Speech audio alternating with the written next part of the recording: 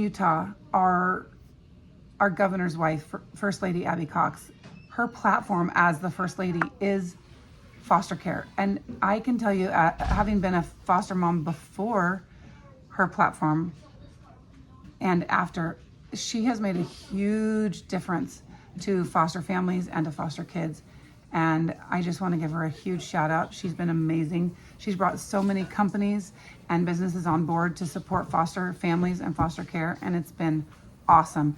And I love her for that. And all of foster families love her for that. And it's just been so much fun. Thank you, Abby Cox.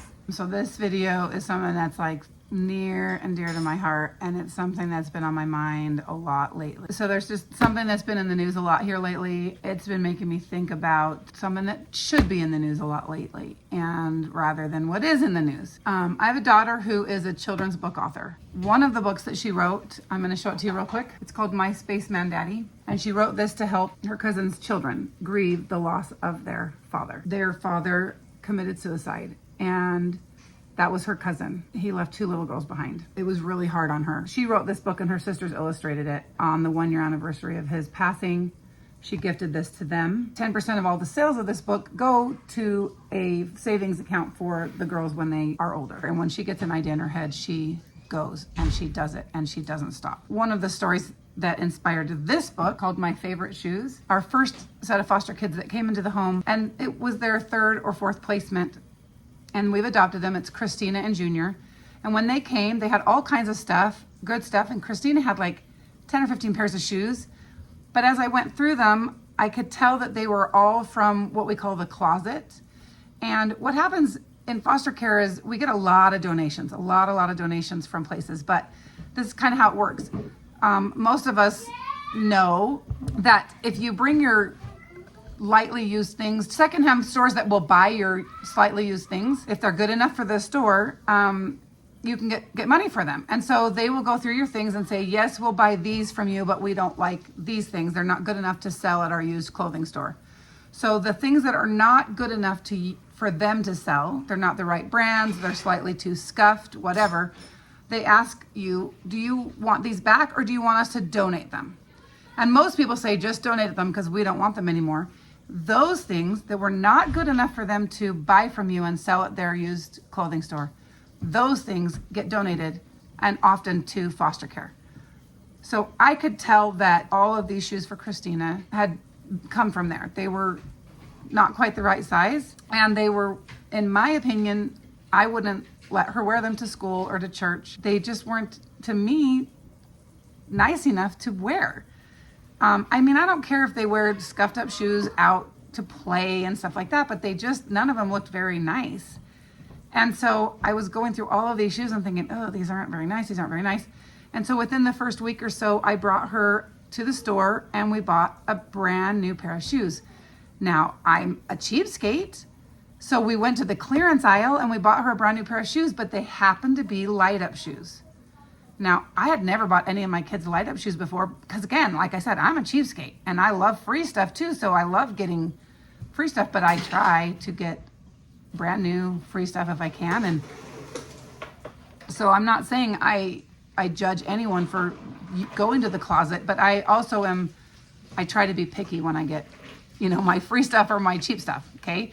So I'm not judging anyone for that, but I also do try to have a little bit of a higher standard when it comes to that. But anyways, we were at the store, went to the clearance aisle, we found these light up shoes, and you could not believe her face and her excitement. It was like Christmas. It was almost ridiculous how happy and excited she was to get the light up shoes. When she brought them home, Junior had to get light up shoes. He needed to get brand new light up shoes too. And I knew I couldn't not get him light up shoes because it wouldn't be fair. And he had these soccer shoes that they had let him get, and they were way too big for him. It was ridiculous, and he wanted to wear them everywhere. And I wouldn't let him wear them, and I think it was heartbreaking for him. But guess what? 7 years later, he plays soccer, and he's really good at soccer. And I didn't know that he'd be really good, but he's really good at soccer, and I buy him brand new soccer shoes now. But it's been a while. But anyways, and then I had Gilbert, my biological child, who's only 5 days older than Junior. also had to get brand new light up shoes because I had to spread the love. That really inspired Coral at the time. But she left on her mission for our church just 2 weeks after these kids came to our home. But she spent her whole 2-year mission having these memories just kind of settling in her and thinking about that and realizing how big of a deal. That was such a huge deal. This may have been Christina's and Junior's very first pair of brand new shoes as far as we knew. The next story that she implemented in this book is when we got Naomi and James and Thomas, the boys came with several pairs of shoes, and they had spent 30 days at the Christmas Box House, which is an amazing shelter here in Utah, and I think they have them plenty of places around the country. I'm not 100% sure about that, but it's amazing, where kids can go when there's not an available foster home while they wait to find a home to live in. They get a lot of donations of great things, but I think it's harder to find donations for older children. So when Naomi came, she only had one pair of shoes, and I'm going to insert some pictures here.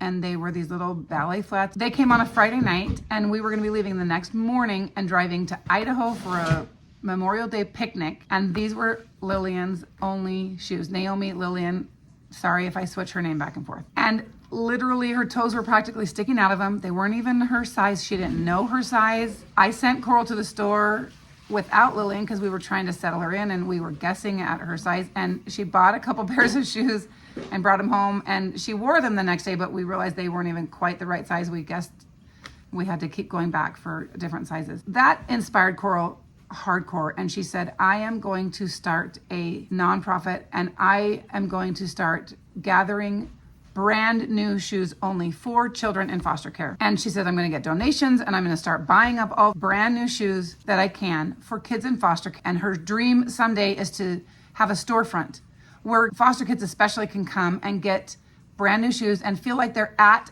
a real store, but they get a certificate of some kind, and they get to come in whenever they get put in placement and at the beginning of the school year, and then sometimes other times too. One time a Payless was going out of business, and she went in because she had donations come in, and she said, I'll buy everything in the store for $1 a pair, and they let her. She cleared out the store, and it was so much fun. And then there's been another shoe store that was going out of business, and we managed to buy like 400 or 500 pairs of shoes. Whenever she goes into Walmart, sometimes has shoes on clearance for $2 or $3, and she'll buy 20 or 30 pairs. And we've put it on Facebook a couple times, and people have sent Venmo to her, and it's just been so much fun. Or we've spread the word, and people will, when they see shoes on sale, they'll buy them and bring them to us. Or if they buy a pair and then they don't wear them, they'll bring them to us. So she's gathered, and I'm going to insert different times she's donated. She brings them into Utah foster care. She's brought them to the Christmas Box House. She actually has a storage unit full of shoes. And we try to spread the word and let people in foster care know, if you have a placement that needs shoes, let us know, and we'll see what we have. She doesn't have shoes for everyone, but she is very willing.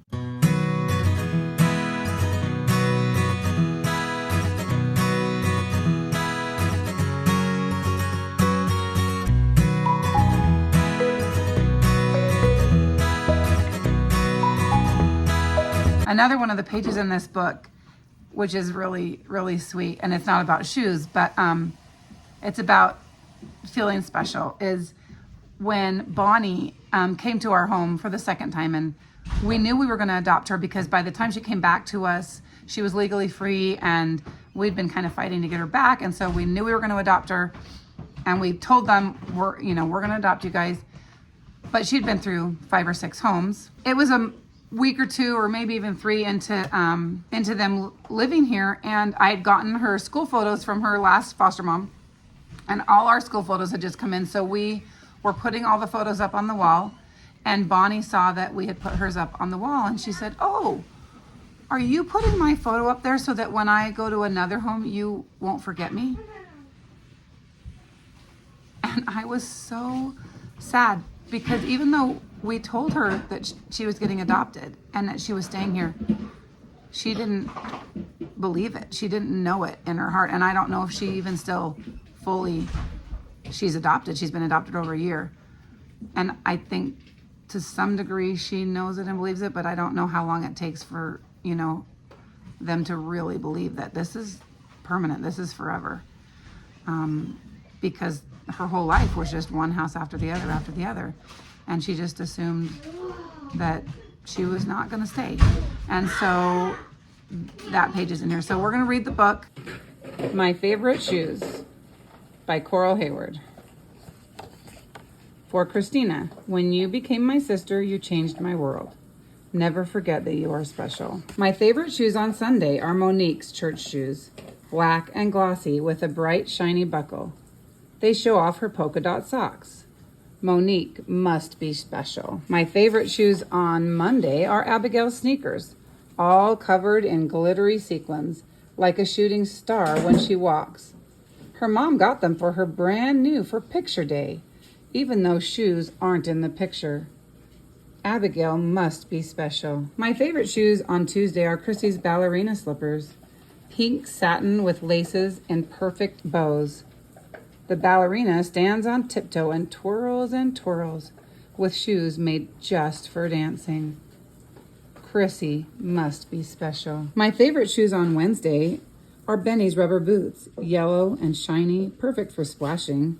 His boots keep his feet dry, just like his matching raincoat and umbrella.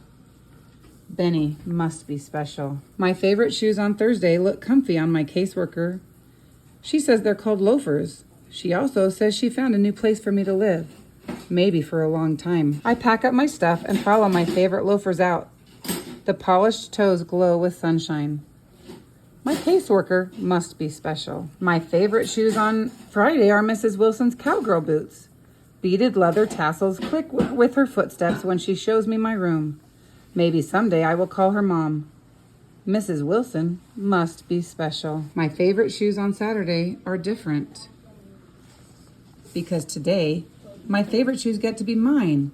Shoes with no holes for my toes to peek out. Shoes that won't pinch my feet.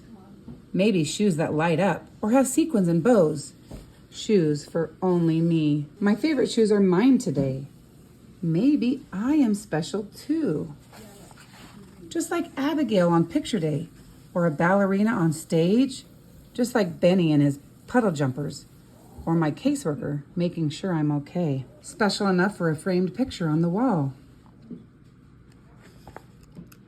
Special enough to have friends. Special enough to stay forever. Okay, seriously, I can hardly ever get through that book without crying. And I know not every foster child gets adopted. In fact, some get to go home with their parents, which is obviously the number one goal. Some can't go home, and those that can't go home can get adopted and have a forever home with a new family. So Coral not only has written these books, she's got several more books. She's got one called Do Owls Have Tongues? And it's not specifically about foster care. It's about asking big questions and hard questions. And it's actually inspired by a hysterically funny incident that happened with Lillian, Naomi, when she was very first in our family. She and I were getting ready to go somewhere, and it was kind of late at night, and she got in the car and it was just she and I. And she says, Mom, I have a really big question for you. And oh, my head began to spin. And I thought, oh boy, is she going to ask me, why is my mom in jail? Is she going to ask me, where do babies come from? Is she going to ask me what's happening to my body? Like, I did not know what she was going to ask. And I was mentally preparing for whatever question she was going to ask. And finally she said to me, do owls have tongues? And I was just laughing so hard. So that's the inspiration behind Coral's book. But Coral obviously named it Do Owls Have Tongues? But so she throws in a lot of really kind of silly questions that to some kids, they're really big questions.